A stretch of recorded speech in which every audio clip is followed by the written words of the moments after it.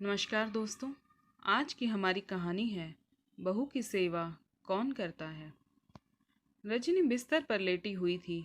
एक तो ठंड बढ़ती जा रही थी, ऊपर से बुखार ने उसका पूरा शरीर तोड़ दिया था। रजनी का पति रवि ऑफिस जा चुका था। तभी रजनी की सास सुजाता जी उसके कमरे में आई। बहू, चलो थोड़ी देर बाहर धूप में बैठ लो, तुम्हें अच्छा महसूस होगा, सुजाता जी ने रजनी से कहा। अपनी सास की बात सुनकर रजनी ने धीरे से उठने की कोशिश की, पर कमजोरी के कारण उसे उठने में परेशानी हो रही थी। तब सुजाता जी ने उसकी बाह को पकड़कर उसे सहारा दिया और धीरे धीरे उसे लेकर बरामदे तक पहुंची।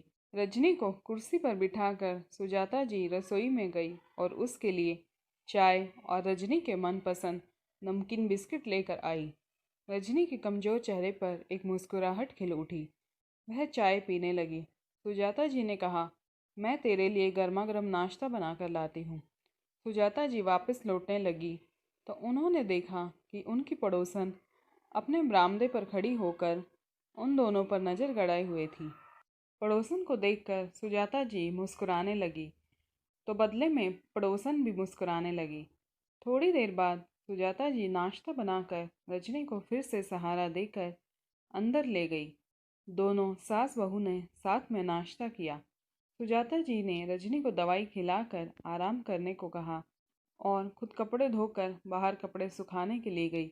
उन पर नज़र पड़ते ही पड़ोसन उनके पास आई और उनकी तरफ देखते हुए बोलने लगी, बहन जी, आपकी बहू को ऐसा क्या हो गया है कि आप इतना काम कर रही हो और वह एकदम आराम से बैठी हुई है।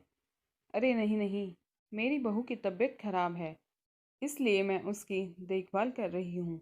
वैसे तो वही सब कुछ करती है, सुजाता जी ने मुस्कुराते हुए कहा।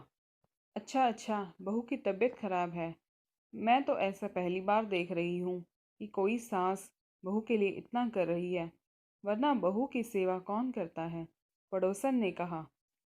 जब मेरी तबीयत खराब होती है तो वह भी तो मेरी देखभाल करती है, तो अगर उसकी तबीयत खराब होगी तो उसकी देखभाल कौन करेगा बहन जी।